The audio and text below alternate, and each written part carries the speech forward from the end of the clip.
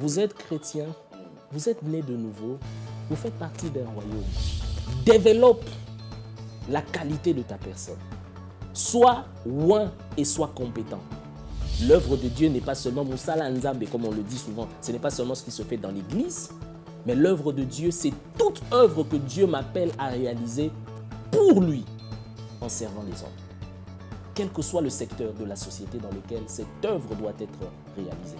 Si vous apportez de la valeur ajoutée à la vie des gens, les meilleures personnes vous chercheront et vous récompenseront de la meilleure des façons possibles. Le domaine des finances obéit plus à des lois et à des principes qu'à toute autre chose. L'abondance financière, c'est une question de principes et des lois. Notre société est déséquilibrée et souffre de plusieurs contradictions parce que nous ne respectons pas les principes. Si nous plaçons des personnes incompétentes là où il ne faut pas, nous en souffrons.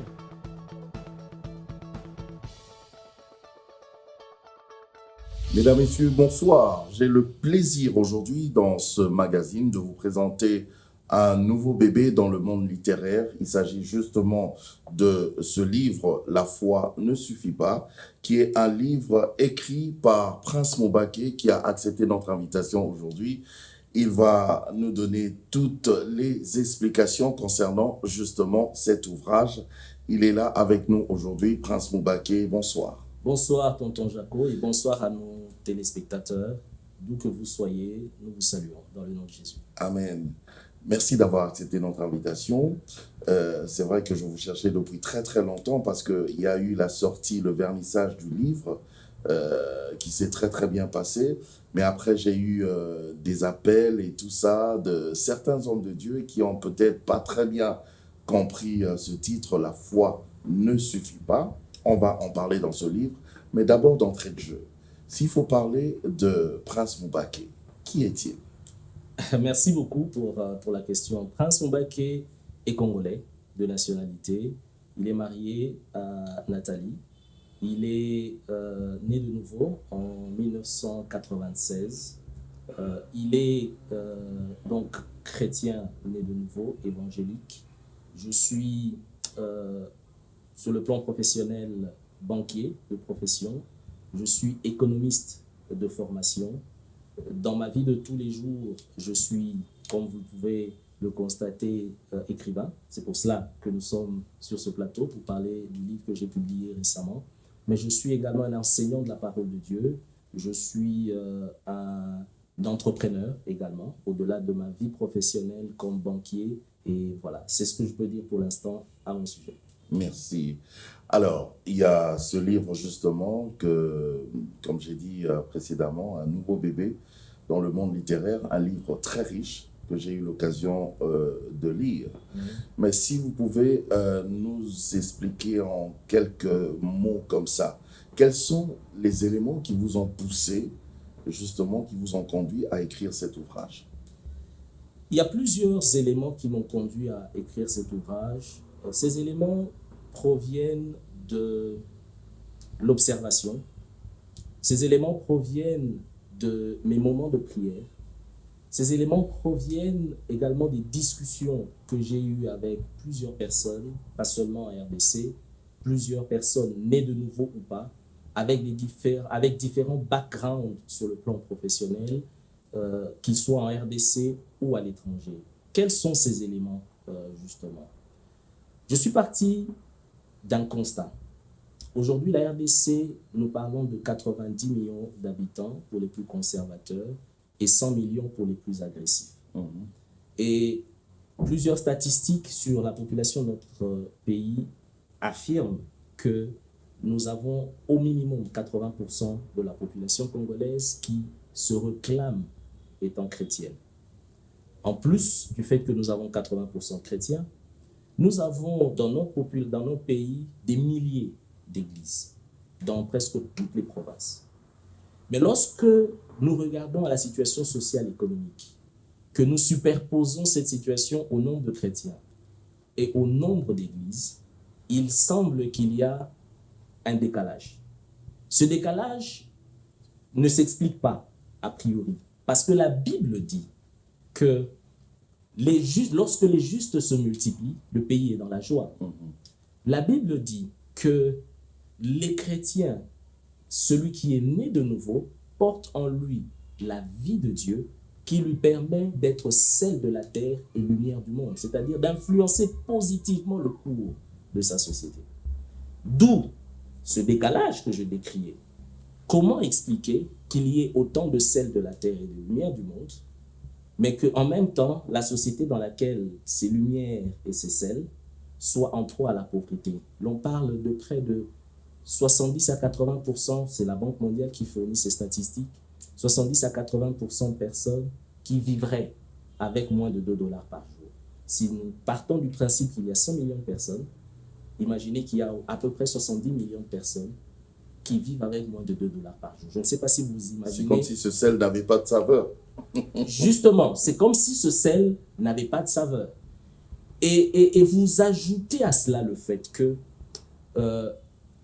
cela ne semble pas intriguer ces sels. Ils sont là depuis les années 90 où nous avons vu les réveils arriver, spirituels, où nous avons vu les églises dites de réveil prendre place et se multiplier depuis, ce qui est une bonne chose. Mais il semble que la situation de notre environnement, depuis les années 80 jusqu'à aujourd'hui, près de 40 ans, pourquoi pas un peu plus, ne s'améliore pas. C'est ce constat-là qui m'a conduit à aller devant la face de Dieu pour demander au Seigneur, qu'est-ce qui se passe? Pourquoi notre situation collective n'avance pas? Je ne suis pas allé chercher Dieu d'abord pour des raisons personnelles en cette matière. J'ai pris le temps de prier pour comprendre quelle est la raison pour laquelle, malgré le nombre important de chrétiens, notre pays, sur le plan collectif, ne décolle pas. 80% des chrétiens, c'est quand même énorme. Exactement. C'est énorme. Maintenant, on peut dire plusieurs choses sur les doctrines de ces chrétiens, les églises auxquelles appartiennent ces chrétiens, mais ils sont chrétiens. Ils se réclament étant chrétiens, utilisant la Bible et la parole de Dieu. Et l'une des réponses que j'ai obtenues de la part de Dieu, elle peut sembler pertinente, déroutante, audacieuse pour certains. Il y en a même qui carrément qualifient cette réponse d'hérétique. Se résumer dans une seule phrase. Prince, la foi ne suffit pas. Voilà la réponse que j'ai entendue du trône de Dieu. Le Seigneur me l'a dit en 2009, alors que j'étais en prière, seul, quelque part dans cette ville de Kinshasa. Il m'a dit, pour toi et pour tes contemporains, la réponse, c'est de comprendre et d'admettre que la foi ne suffit pas. Et là, c'est une pilule apparemment dure à avaler pour certaines personnes parce que on a une certaine connaissance de la foi. Déjà, Prince Moubaké, comment vous définissez la foi? Exactement, on a une certaine connaissance de la foi. Cette réponse, je l'ai eue en 2009 et j'ai publié le livre en 2022. Comment est-ce que je comprends la foi? Je vais prendre deux textes de la Bible. Romains 10, 17 nous dit, la foi vient de ce que l'on entend, la parole de Dieu. J'espère que j'ai eu le bon verset, la bonne référence. Hébreux 11, verset 1 nous dit ceci, c'est que la foi est une ferme assurance des choses que l'on espère, une démonstration de celles que l'on ne voit pas. Lorsque vous combinez ce verset avec le premier que je venais de citer, vous prenez conscience que la foi peut être appréhendée comme un processus. Un processus qui commence par l'écoute de la parole de Dieu. Nous écoutons et recevons dans notre cœur la parole de Dieu, pas le logos, mais la parole de Dieu, Rhéma, c'est-à-dire une parole spécifique qui s'adresse à nous en fonction d'un défi ou d'un problème ou d'une réalité particulière. La foi vient de ce que l'on entend, le Rhéma de Dieu. Le processus de la foi commence par l'écoute et la réception du Rhéma. Ce processus peut commencer pour produire la nouvelle naissance. Ce processus peut commencer pour te faire lever afin d'initier un projet, si tu es déjà né de nouveau. Ce processus peut commencer afin de t'utiliser par le Saint-Esprit pour influencer un proche, pour libérer un message prophétique par un proche. C'est un processus qui commence dès le moment où tu écoutes et reçois un rhéma de la part de Dieu. Mais ce processus a pour but de s'achever par la démonstration de choses que l'on ne voit pas, par la production des résultats visibles à tous. Entre le moment où vous avez reçu la parole de Dieu dans votre cœur et le moment où vous devez vivre l'expérience de la démonstration de la parole de Dieu dans votre vie, individuelle ou collective, il peut se passer 1 minute, 1 seconde, ou il peut se passer 50 ans, en fonction de la nature du processus. Mais le but reste le même. C'est que ce que vous avez entendu doit produire les résultats. Entre les deux, l'écoute et la démonstration, pour certains, il faudra la repentance. Pour d'autres, il faudra le renouvellement de l'intelligence. Pour une autre personne, il faudra prendre des actions concrètes. Il faudra peut-être se séparer de certaines personnes. Il y a plusieurs actions à mener entre l'écoute et la réception, et l'écoute ou la réception de la parole et la démonstration. C'est pour cela que nous disons, il faut écouter, mais il faut faire en sorte de mener à bien le processus, parce que le processus peut avorter. Vous pouvez avoir entendu Dieu de manière authentique, mais ne pas expérimenter la démonstration de ce que l'on ne voit pas. Et il y a plusieurs cas qui peuvent expliquer cela. L'absence de connaissance pour mener à bien cette parole que l'on a entendue à sa démonstration, l'absence de persévérance, d'endurance dans l'épreuve, d'obéissance à Dieu, et ainsi de suite. C'est comme cela que je comprends la foi. Maintenant, je dirais une autre chose. C'est que ce n'est pas seulement le processus qui permet de comprendre la foi. C'est important que ceux qui nous suivent réalisent qu'il ne suffit pas de proclamer que l'on a la foi. Comment je comprends la foi? Je comprends la foi par le fait que je démontre ce que je déclare de ma bouche par des œuvres. Est-ce que c'est vous qui démontrez ou c'est Dieu, par la foi que vous avez, qui démontre ce à quoi vous espérez? Bien sûr, parce que vous avez dit, d'ailleurs c'est la Bible qui le dit, la foi est une ferme assurance des choses que l'on espère, une démonstration de ce qu'on ne voit pas. Exactement. Il y a une précision de langage. Ce n'est pas par nous, par nos œuvres, par notre force que nous démontrons. Nous le faisons avec l'aide du Saint-Esprit. Nous parlons du domaine de la foi, c'est le domaine du Saint-Esprit. C'est le domaine où c'est Dieu qui met en nous le vouloir et le faire. C'est Dieu qui produit les choses, mais en collaboration avec nous. Parce que la part de Dieu n'exclut pas la part de l'homme. Et quand j'aborde la question de la foi dans ce livre, qui commence d'ailleurs avec un premier chapitre qui traite de la nouvelle naissance. Oui. Donc c'est pour dire à nos chrétiens, et même aux non-chrétiens, à ceux qui nous suivent, la foi ne suffit pas, c'est un message. Avant d'être un livre, c'est d'abord un message qui parle de la foi, mais qui en plus de la foi, parle de ces éléments qui permettent de démontrer sa foi par les œuvres. Ce message, donc, je disais, à travers cette compréhension, c'est celle de dire « Je démontre ma foi avec l'aide du Saint-Esprit, à travers ma relation avec le Saint-Esprit, sous l'inspiration du Saint-Esprit, sous la conduite du Saint-Esprit, la foi est démontrée par les œuvres. » Parce que comment est-ce que je peux savoir que quelqu'un a la foi? Une personne qui affirme avoir la foi. En dehors de son discours, il faut que je voie les fruits ou les œuvres. Les œuvres, ce sont les résultats. Les œuvres, c'est ce qui résulte de ma proclamation de foi, de ma relation avec Dieu. Et pour revenir à la définition de tout à l'heure, les œuvres, c'est l'expression visible des choses que l'on ne voit pas, que Dieu a déposées dans mon cœur par la parole que j'ai reçue. Quand j'ai reçu la parole, je dois ensuite, par le Saint-Esprit, donner la possibilité au Seigneur de démontrer cela par les œuvres. C'est cela, notre compréhension de la foi. Et lorsque Dieu nous dit de parler de la foi ne suffit pas, il nous dit de rappeler à son peuple qu'il faut absolument se regarder en face et chercher à produire les œuvres en rapport avec notre foi. Il ne faudrait pas seulement se contenter de proclamer que l'on a la foi, mais il faut également, et c'est très important, démontrer cette foi par le Saint-Esprit au travers des œuvres.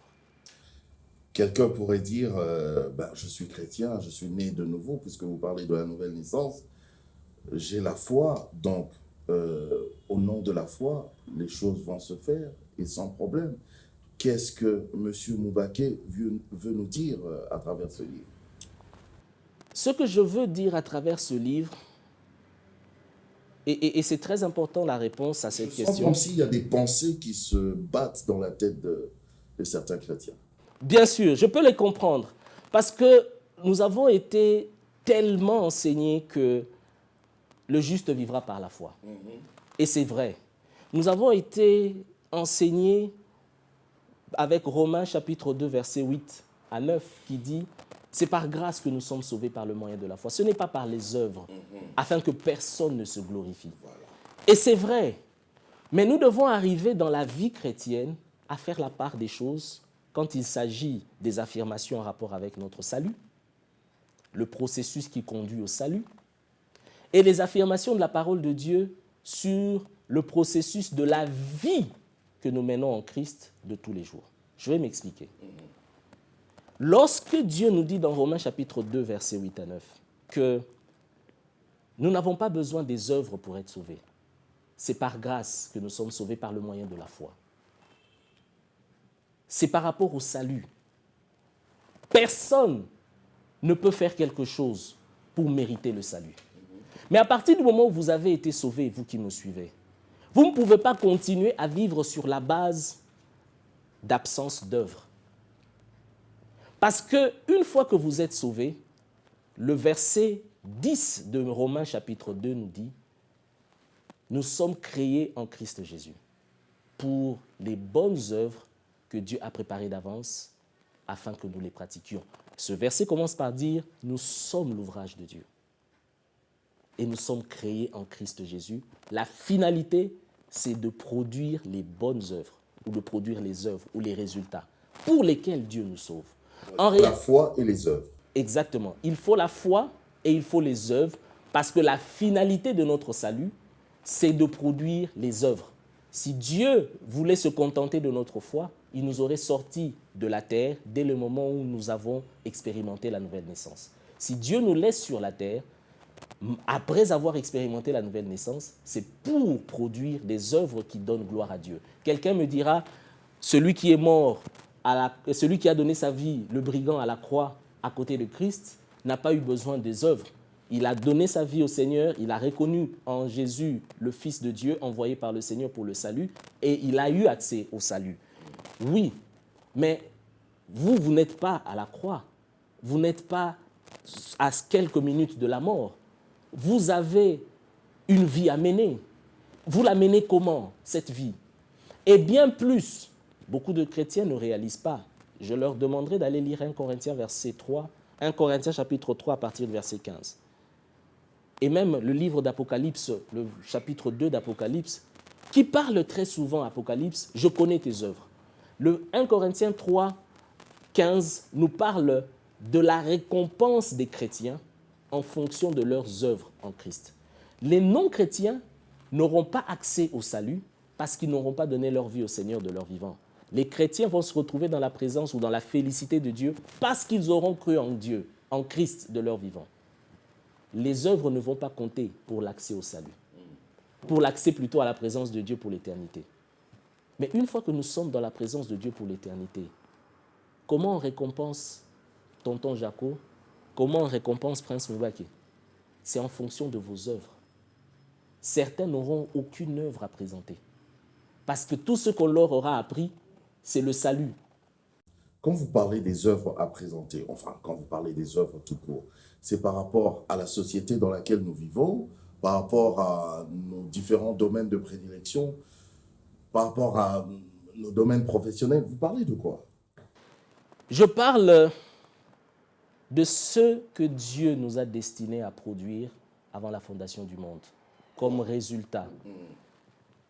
Lorsque Dieu nous sauve, et j'invite nos téléspectateurs à lire 2 Timothée chapitre 1 verset 9, qui dit « Dieu qui nous a sauvés nous a aussi adressé une sainte vocation, un appel. Il l'a fait non en fonction de nos œuvres. La vocation, l'appel, n'est pas fonction de notre mérite, mais Dieu l'a fait selon son plan. Dieu l'a fait en fonction de la mesure de la grâce qu'il nous accorde depuis avant la fondation du monde. » Qu'est-ce que ce verset de 2 Timothée 1,9 veut dire? Qu'à chaque personne née de nouveau, il y a un appel que Dieu lance. Il y a une vocation. Lorsqu'on commence à regarder à la question de la vocation en Christ, la finalité d'une vocation, c'est de produire des résultats liés à cette vocation. Quand je suis appelé à faire quoi? À faire quelque chose pour Dieu. Quand Dieu m'adresse un appel, me lance un appel, c'est un appel à réaliser quelque chose, une mission, à produire des résultats. Donc, lorsque nous disons la foi ne suffit pas, il faut les œuvres, nous sous-entendons en même temps Être utile dans la société. Avant d'y arriver, nous sous-entendons, prendre conscience que vous avez une vocation, que vous devez identifier si vous êtes chrétien. Vous ne pouvez pas vivre votre vie comme tout le monde. Vous devez vivre votre vie en fonction de votre vocation en Christ. Quel est l'appel lié à votre vie? Quelle est la raison d'être de votre vie? C'est la première des choses, avant de parler des œuvres, avant de parler de ce que vous faites dans la société. Parce que cela n'est que la conséquence. Ce que vous faites dans la société, que ce soit dans votre vie professionnelle, que ce soit dans n'importe quel secteur, c'est seulement la conséquence de la compréhension de votre appel, de votre vocation. Vous comprenez le domaine dans lequel Dieu vous appelle en Christ. Vous comprenez le profil des personnes vers qui Dieu vous appelle à le servir. Parce que Dieu ne vous appelle pas seulement à le servir dans le contexte religieux, c'est-à-dire à être, je ne sais pas moi, engagé ouvrier dans l'église où vous êtes. Ça commence dans l'église, servir Dieu, mais ça ne s'arrête pas. Ça ne s'arrête pas. C'est ça, servir Dieu. Oui, c'est ça, servir Dieu, être engagé comme ouvrier dans un ministère, dans une église, mais ça ne s'arrête pas là. Parce que l'endroit où l'on a le plus besoin de la lumière que Dieu a placée en vous, ce n'est pas d'abord dans l'église, c'est dans les ténèbres de la société, dans le milieu où vous évoluez le plus, dans votre famille, dans l'entreprise où vous évoluez, dans l'université où vous étudiez. C'est là où l'on a le plus besoin de votre lumière. Comment je sers Dieu dans la société alors? Je sers Dieu dans la société en étant conscient, que tout ce que je fais sur le plan de ma vie de tous les jours, je le fais pas d'abord pour les hommes, je le fais pour Dieu. Tout ce que je fais, je ne le fais pas d'abord pour les hommes, mais je le fais pour Dieu. Aidez-nous à comprendre ça. Le Seigneur dit... Je suis cordonnier, je suis couturier, je suis une maman qui vend ses beignets. C'est où et comment que je sers Dieu? Je suis cordonnier, je suis couturière, je suis banquier, je vends des beignets. Je veux que ceux qui nous suivent se rappellent de cette affirmation du Seigneur à l'endroit des brebis qu'il avait reçues ou qu'il recevra dans sa maison pour l'éternité. Le Seigneur disait, Jésus, il dit, quand j'aurai séparé l'ivraie du blé, ce que je vais recevoir, le blé dans ma maison, ils me poseront, je leur dirai, et c'est Jésus qui parle, j'avais faim, vous m'avez donné à manger. J'avais soif, vous m'avez donné à boire. Vous avez désaltéré ma soif. J'étais en prison, vous êtes venus me voir. Il dit, ces personnes lui poseront la question, quand est-ce que tu avais faim et nous sommes venus te donner à manger? Et ainsi de suite. Jésus leur dira, toutes les fois où vous avez fait du bien à l'un de vos compatriotes, à l'un de ces petits, à un autre être humain, c'est à moi que vous l'avez fait. C'est là la réponse à votre question d'abord de savoir comment je sais que je sers Dieu. Comment je sers Dieu? Toutes les fois où je fais du bien à un homme, à un être humain, chrétien ou non chrétien, et quand je le fais surtout en étant conscient que je ne le fais pas pour cette personne d'abord, mais je le fais pour exprimer mon amour pour Dieu, alors je sers Dieu. Quand je fais des beignets, je vends des beignets, quand je sais que ces beignets-là, c'est l'expression de mon amour pour Dieu. Je le fais pour Dieu, pour dire à Dieu, je ne te vois pas, toi mon Dieu, mais je vois les êtres humains que tu as créés. Et la qualité de ce beignet, l'amour que je mets dans ce beignet, l'excellence que je mets en fabriquant ce beignet, c'est l'expression de mon amour pour toi, de ma considération pour toi, mon Dieu. Agrée cela. Je sers Dieu. Et Dieu va bénir cette activité. Les personnes qui viendront manger, acheter ce beignet et le manger seront bénies et épanouies. Dieu fera en sorte que cette activité s'accroisse si je mets du sérieux, si je prends la peine de comprendre d'autres principes et lois. On parlera des principes et des lois. Mais c'est la base d'abord. Tout ce que je fais, je dois le faire comme pour Dieu. Celui qui récompense vraiment, ce ne sont pas les hommes. La véritable récompense ne se résume pas que par l'argent. Il y a plusieurs autres faveurs que l'on reçoit lorsque l'on sert Dieu. Mais le plus important, si je sors du contexte des beignets et je regarde à notre société, je suis congolais, notre société souffre des vocations. Je parlais tout à l'heure des vocations parce que la vocation, c'est l'appel. L'appel, c'est la réponse. L'appel incite ou invite à une réponse. Quand je t'appelle ou quand je vous appelle, vous répondez. Quand je vous appelle à faire quelque chose, vous répondez et vous vous consacrez à faire cette chose. Mais quand les autres vous voient vendre des beignets, c'est un appel auquel vous avez répondu. Quand les autres vous voient donner le meilleur de vous dans l'armée, dans la police, quand les autres vous voient donner le meilleur de vous dans le domaine des banques, dans l'entrepreneuriat, voilà, et si et seulement si ce que vous faites est la réponse à un appel qui vous a été lancé. Si vraiment c'est la réponse à un appel qui vous a été lancé, vous allez le faire. Tout ce que vous allez faire dans n'importe quel domaine que vous avez cité, vous le ferez comme pour Dieu. Donc là, vous le ferez bien en respectant les principes et les lois établis par Dieu. Exactement. Vous le ferez. Parlez-nous-en d'ailleurs même de ces... à moins que vous n'ayez quelque chose à ajouter, mais j'aimerais que vous parliez... Des lois et des principes, oui. Mais permettez que je termine avec cet aspect. Je vous en prie. C'est important de prendre conscience que notre société souffre des vocations. Les grandes sociétés se développent et s'épanouissent par des vocations. C'est-à-dire des hommes et des femmes qui ont pris conscience de leur raison d'être sur la terre et qui consacrent le reste de leur vie avec passion à œuvrer dans le secteur pour lequel ils ont été appelés. C'est là où vous avez des hommes solutions, des hommes qui font avancer la science, des hommes qui font avancer et qui battent les records dans le domaine du sport, des hommes qui excellent dans le domaine de la politique, qui sont des instruments de paix dans le monde, des hommes comme par exemple Denis Mukwege aujourd'hui, qui sont des réponses aux problèmes que connaissent nos mamans à l'Est et nos sœurs à l'Est. Il nous faut des vocations. Mais comment vous suscitez des vocations si vous ne parlez pas convenablement de l'appel? Comment vous parlerez convenablement de l'appel si vous ne parlez pas de la place des œuvres liées à la foi? Comment vous n'allez pas parler de la place des œuvres liées à la foi? Comment vous allez en parler convenablement si vous n'abordez pas la question des principes par lesquels on vit dans la société? Lorsque vous vous demandez... Je pose cette question parce qu'il y a des gens qui nous suivent et qui sont meilleurs dans tout. Non, vous ne pouvez pas être meilleur en tout. En tout cas, parce que j'en ai rencontré quelques-uns. Vous êtes bon dans tout. Il est bon dans tout. Mais vous avez... Il le fait bien. Voilà, il le fait bien, mais quelqu'un a dit bon est souvent l'ennemi du meilleur. Donc, si vous êtes bon en tout, c'est très bien. Mais ce qui serait mieux, c'est d'identifier les domaines où Dieu veut que vous soyez très bon.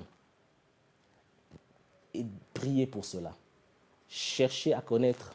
La Bible dit, il y a des choses que l'œil n'a point vues, des choses que l'oreille n'a point entendues, qui ne sont point montées dans le cœur de l'homme, mais des choses que Dieu a réservées pour ceux qui l'aiment. Si vous aimez Dieu, vous démontrez votre amour pour Dieu et vous faites comprendre à Dieu dans la prière que vous voulez le servir. Lui, Dieu que vous ne voyez pas en servant les humains.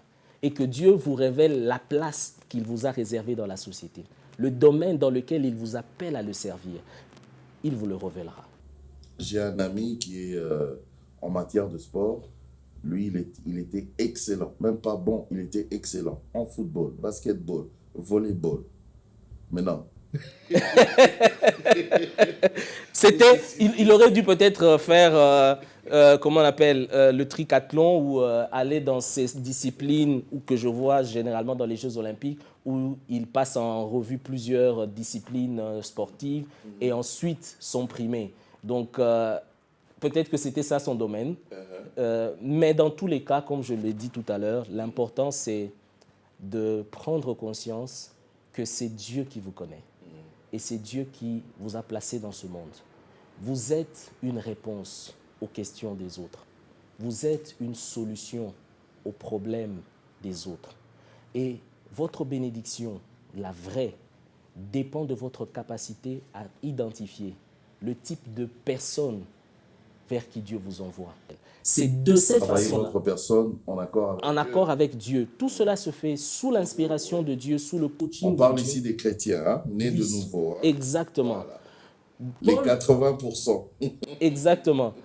L'apôtre Pierre le dit dans 2 Pierre chapitre 1, versets 5 à 8.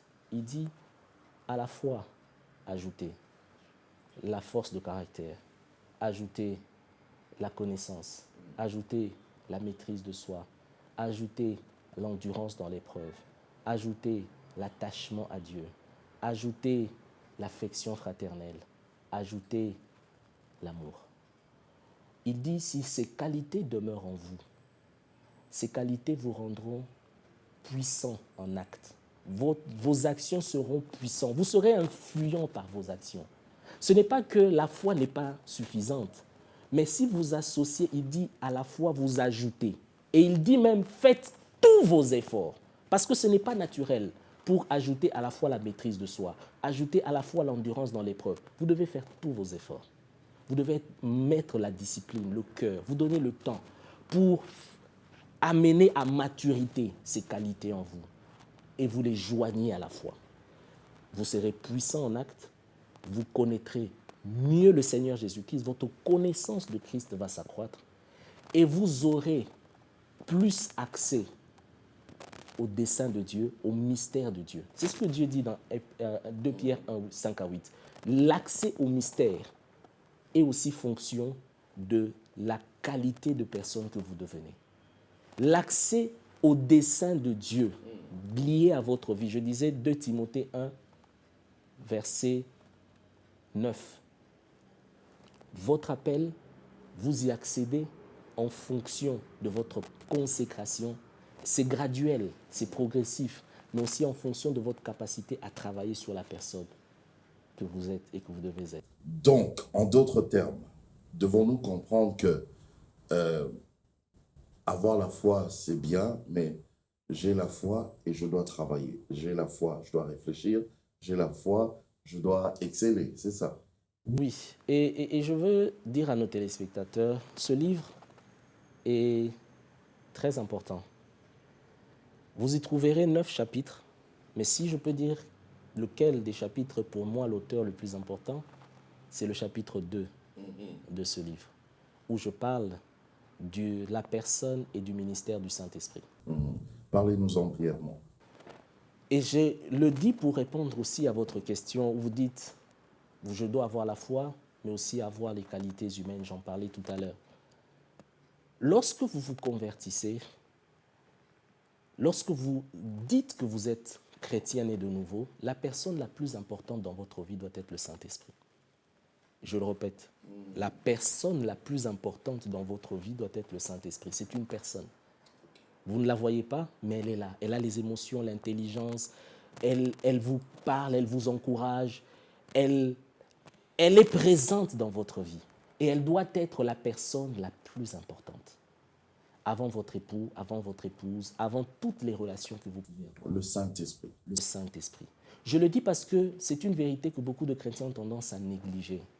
On parle de beaucoup de choses aux chrétiens, mais on leur parle très peu, ou pas souvent assez, de la personne du Saint-Esprit et de la relation qu'ils doivent avoir avec le Saint-Esprit. Tout ce que j'ai écrit dans le livre, tout ce que je suis en train d'essayer de présenter ici, découle de ma relation avec le Saint-Esprit. Je parlais de 2009, où Dieu m'a dit, comme réponse, la foi ne suffit pas. C'est par le Saint-Esprit. Qu'est-ce que je veux dire par là? j'ai pris conscience que le ministère du Saint-Esprit peut toucher la création. Le ministère du Saint-Esprit s'adresse aux non-chrétiens et il y a un volet du ministère du Saint-Esprit qui s'adresse aux chrétiens ou à ceux qui sont nés de nouveau. Les instruments que Dieu utilise, en tout cas en ce qui me concerne, la transformation que le Saint-Esprit produit, parce que c'est une transformation qui est continue, qui ne se terminera que lorsque je quitterai cette tente, ce corps, cette transformation se fait par des outils. Et l'un des outils que le Seigneur utilise, le principal outil d'ailleurs, c'est sa parole. Et c'est à travers sa parole qu'il me permet de comprendre les principes et les lois par lesquels le royaume de Dieu fonctionne et par lesquels le monde dans lequel nous sommes, physique, fonctionne. Les principes et les lois. Les principes et les lois. Vous êtes chrétien, vous êtes vraiment que vous puissiez développer ça, prenez votre temps. Oui, vous êtes chrétien, vous êtes né de nouveau, vous faites partie d'un royaume qui n'est pas visible, mais qui est réel. Le royaume de Dieu, c'est un environnement. C'est un royaume. On a vu récemment, on a célébré la vie, les 70 ans de règne de la reine Élisabeth II, parce qu'elle était la souveraine d'un royaume, les Royaumes-Unis. C'est aussi un royaume terrestre. Lorsque vous regardez le fonctionnement des royaumes terrestres, vous pouvez avoir une indication. Ce n'est pas exactement cela, mais ça vous donne un peu une idée de ce qu'est le royaume de Dieu. Quand vous naissez en Grande-Bretagne, quand vous naissez dans les Royaumes-Unis, il y a un environnement, il y a une loi, il y a une culture. À cause de la nationalité, vous avez des accès, vous avez des privilèges. C'est la même chose quand vous naissez dans le royaume de Dieu. C'est un environnement. Il vous faut apprendre à connaître cet environnement, à connaître les principes par lesquels fonctionne cet environnement dans lequel vous naissez. Et celui qui a le mieux à même de vous enseigner cela, c'est le Saint-Esprit. On est né de nouveau, on appartient déjà à un certain royaume. Bien sûr, la Bible dit... On va suivre le fonctionnement de ce royaume. Dieu nous ôte du royaume des ténèbres et nous fait entrer dans le royaume de son Fils, de son amour. Donc nous avons eu à passer d'un royaume vers un autre. Mais quand nous arrivons dans le royaume de Dieu, nous devons comprendre comment ce royaume fonctionne. Et c'est là où je voudrais dire un mot. Beaucoup d'entre mes compatriotes et même d'entre les chrétiens à travers l'Afrique et à travers le monde ne comprennent pas la place des principes et des lois spirituelles et naturelles. Je vais vous dire une chose.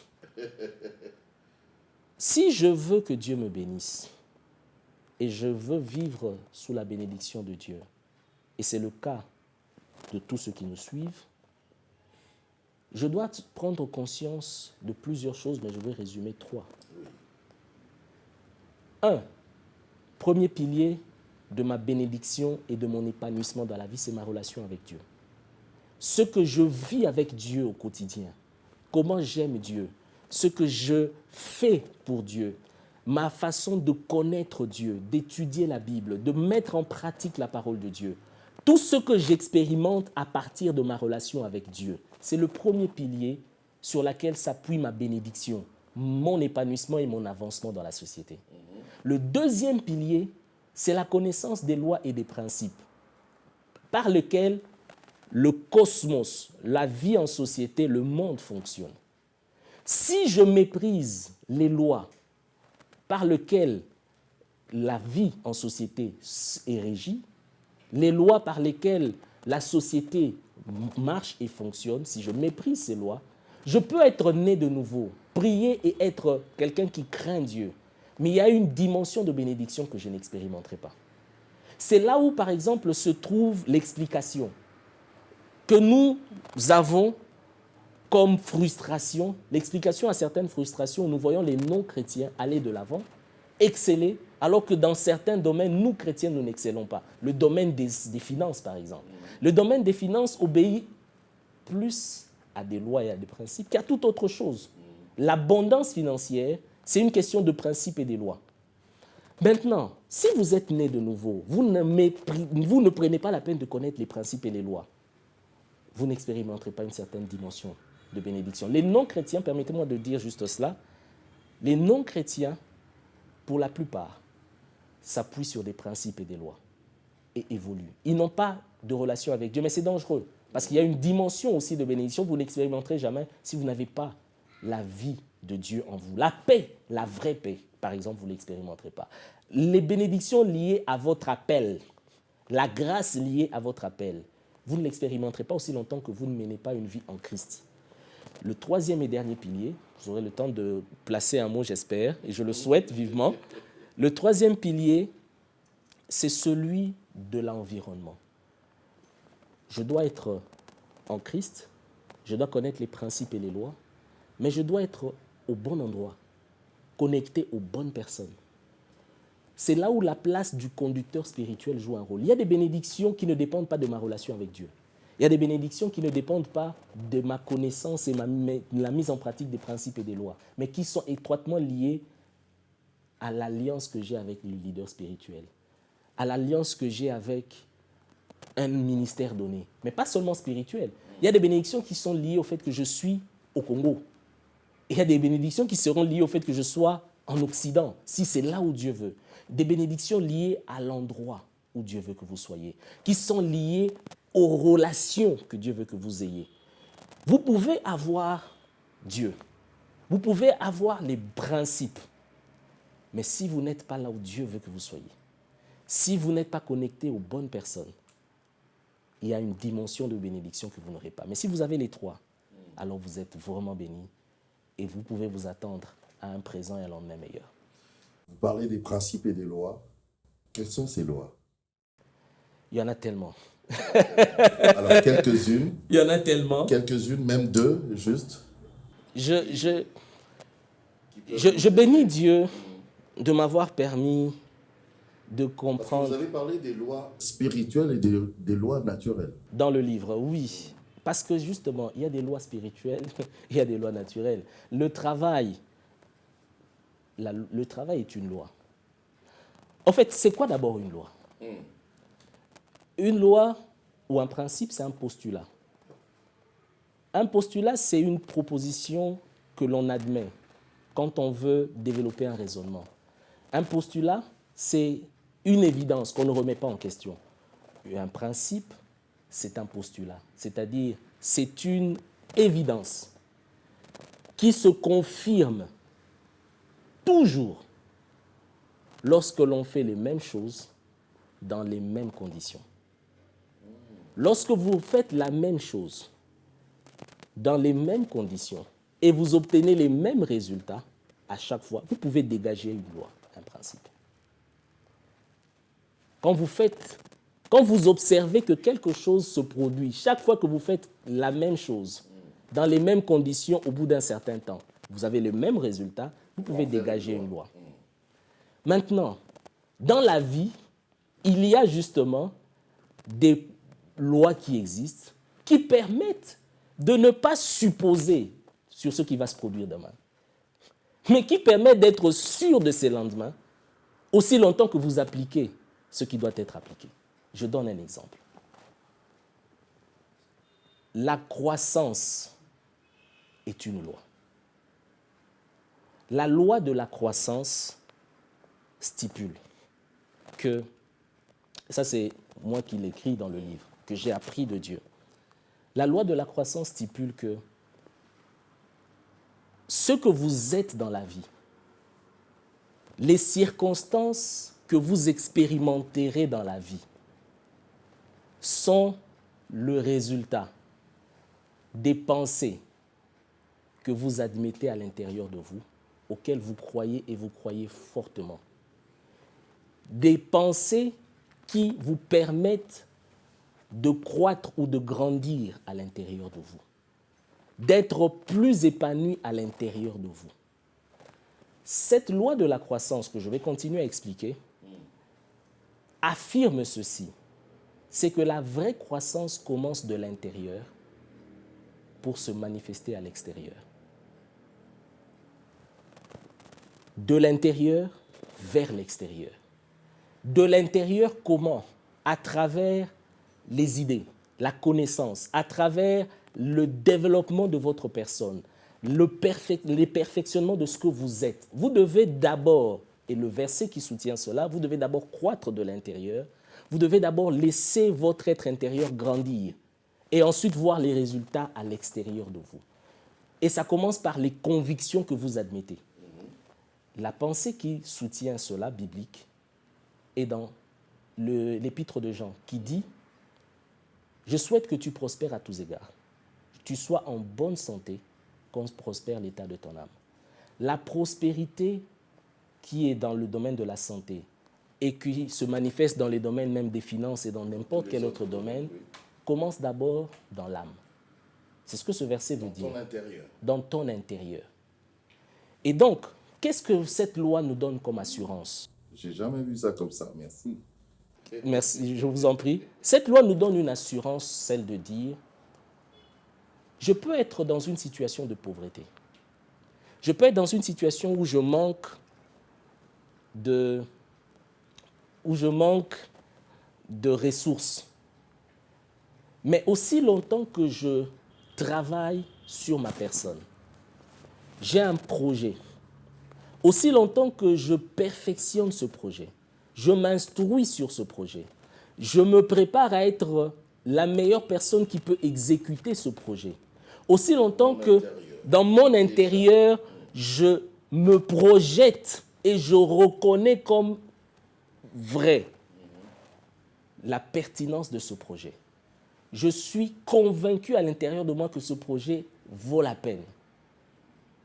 Les temps et les circonstances vont s'allier pour que quelqu'un, quelque part, supporte ce projet, accompagne la réalisation de ce projet et que ce projet voie le jour. La loi que je voulais citer tout à l'heure, c'est la loi de la transformation mentale. Cette loi stipule que l'environnement physique d'une personne, sa vie de tous les jours, finit toujours par refléter l'état de sa mentalité. Lorsque je parle de croître de l'intérieur vers l'extérieur, la première des choses qu'il faut considérer quand on parle de la croissance intérieure, c'est l'état de notre mentalité. Comment est-ce que nous réfléchissons?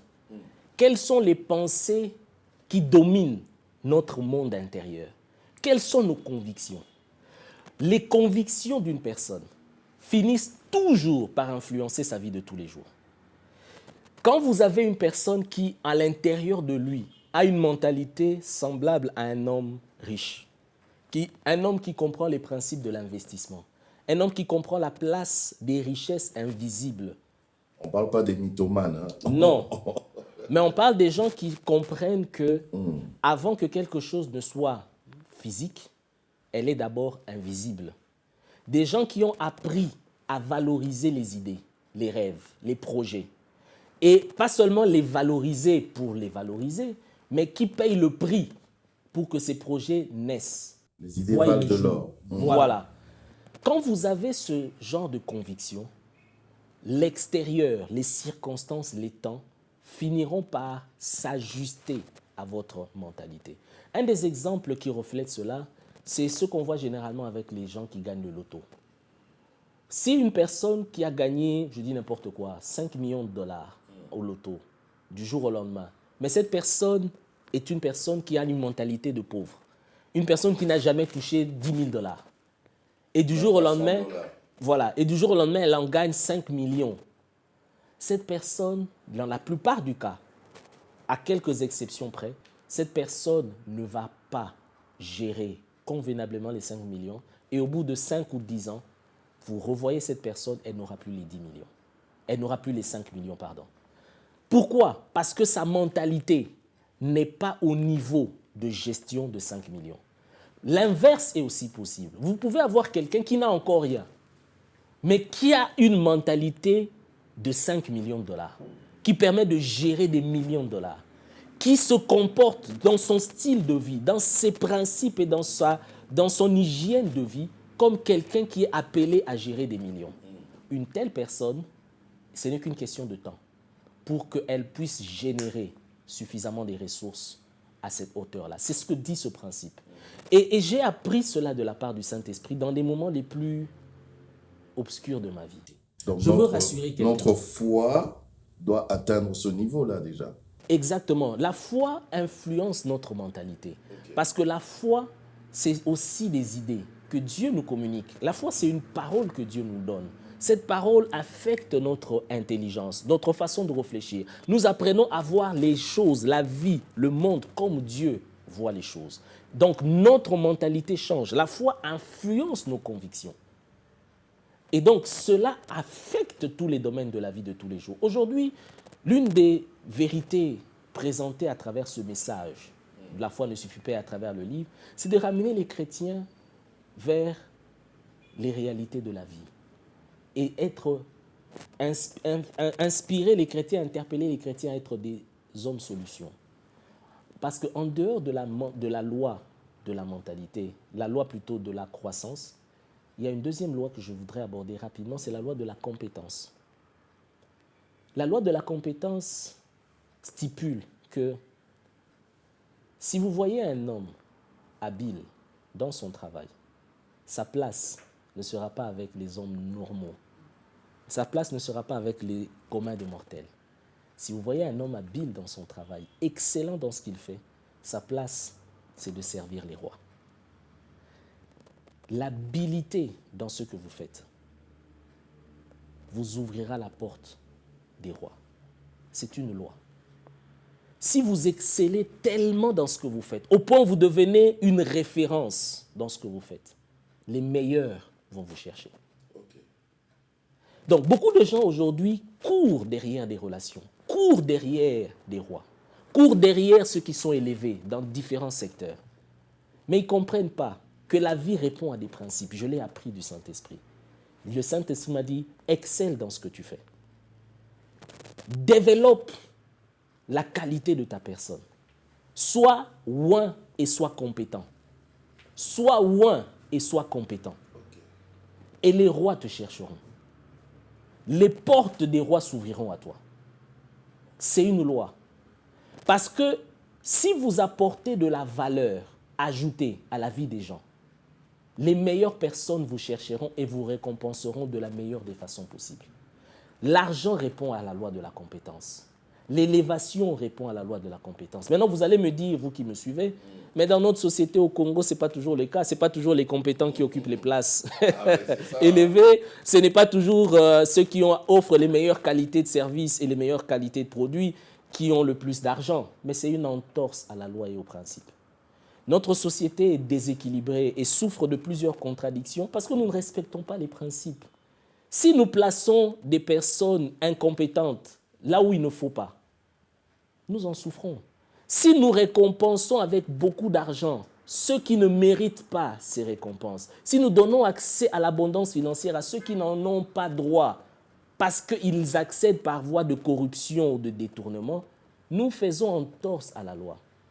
Et Proverbe 13, verset 15 dit, chaque fois qu'il y a transgression, il y a malheur ou il y a difficulté qui s'ensuit. Donc, ne nous plaignons pas. La vie répond à des principes et répond à des lois. Lorsque vous appliquez les lois... C'est Dieu qui a fait ça comme ça. C'est Dieu qui a fait les choses comme ça. Lorsque vous appliquez les lois, vous pouvez être sûr que demain sera meilleur qu'aujourd'hui. Si vous appliquez les lois selon Dieu et dans le bon sens. Juste, je vais dire une avant-dernière question avant de terminer parce qu'en même temps, on est pressé par le temps. Comment on fait alors? Comment on peut faire? Je parle juste de nous, de la RDC.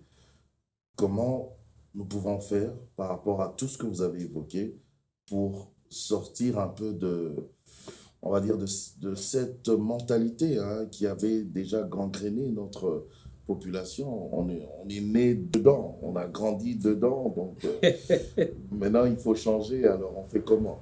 Ce que nous expérimentons aujourd'hui dans notre société, le déséquilibre, le gap que je décrivais au début de l'émission, le nombre de chrétiens qui s'accroît et la société qui n'avance pas dans le sens positif, en tout cas pas comme on l'aurait souhaité, est dû au fait qu'il y a peu d'engagement des chrétiens dans la société.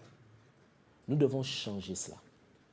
Nous devons commencer par délivrer un message à l'endroit des chrétiens, un message qui les incite à être plus influents dans la société.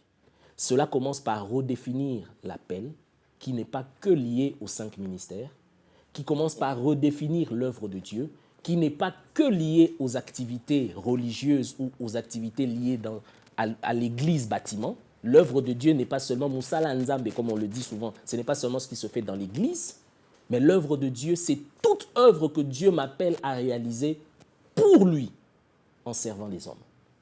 Quel que soit le secteur de la société dans lequel cette œuvre doit être réalisée. Nous devons arriver à redéfinir ou à changer un certain nombre de choses dans le milieu chrétien d'abord. Nous devons arriver à prendre conscience qu'il ne faut plus que nous ayons des chrétiens ouin incompétents. Autant que nous avons dans la société très souvent des gens compétents mais pas ouin. Il nous faut avoir les deux. Il nous faut prier pour avoir les deux, travailler de manière stratégique pour avoir les deux et inciter ces personnes à être influents dans la société. Comment? Dans le livre, je formule plusieurs propositions. Comment est-ce que nous occupons les chrétiens ouin et compétents dans nos églises? Il faut acheter le livre. Comment est-ce que nous amenons ces chrétiens ouin et compétents à se parler dans le milieu de nos églises, à échanger des bonnes pratiques afin d'être plus influents dans la société? Il faut créer des plateformes dans les milieux chrétiens, pas forcément sous la coupe des églises, mais inciter les chrétiens à créer des plateformes chrétiennes, des vrais, pas ceux qui font semblant, mais des vrais, pour exceller dans la société, pour résoudre des questions de société, pour apporter des solutions dans la société. C'est en cela que nous allons commencer à changer la tendance qu'il y a dans notre société. Nous aurons de plus en plus de vocations, de plus en plus de chrétiens engagés et de plus en plus de solutions dans n'importe quel domaine de la vie nationale.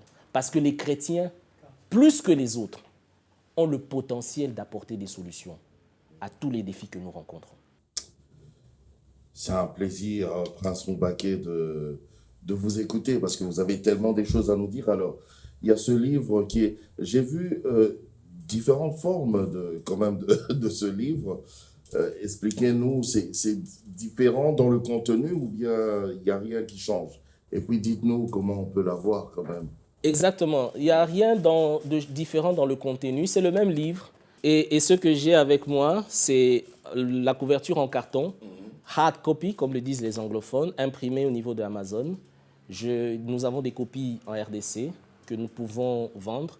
La version Amazon a un prix un peu différent comparé à la version imprimée au Congo, mais qui n'est pas une si mauvaise version, même au niveau de la qualité. Celle imprimée au Congo se vend à $30. Vous pouvez trouver ce livre dans plusieurs points de vente en RDC, dans différentes églises, Parole du Salut, Philadelphie, Gombe, dans certains points de vente comme des restaurants ou des hôtels. Je pense à l'hôtel Sultani, je pense notamment au Full Gospel, où vous pouvez trouver le livre également. Vous pouvez trouver le livre dans certains supermarchés, food market et j'en passe. Il y a plusieurs points de vente. Il y a le point de contact, les numéros passeront au bas de votre écran, des numéros de contact.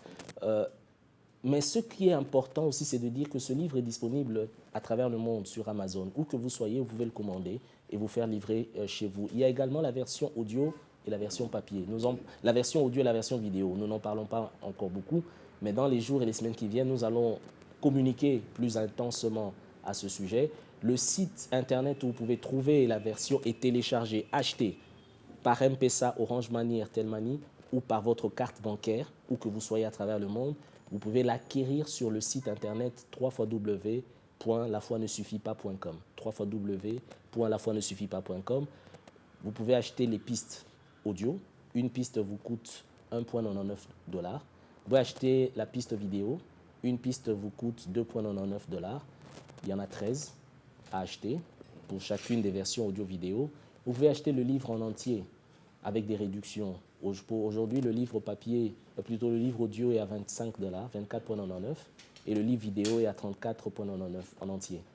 Et vous pouvez en disposer comme vous l'entendez. C'est une bénédiction d'avoir ce livre parce qu'il vous permet de prendre conscience de votre appel.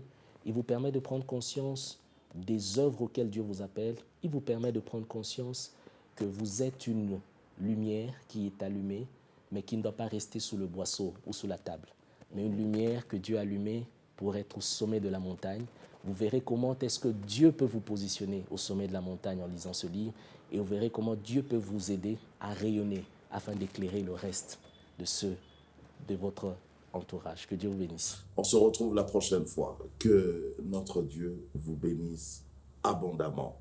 Portez-vous bien. Au revoir.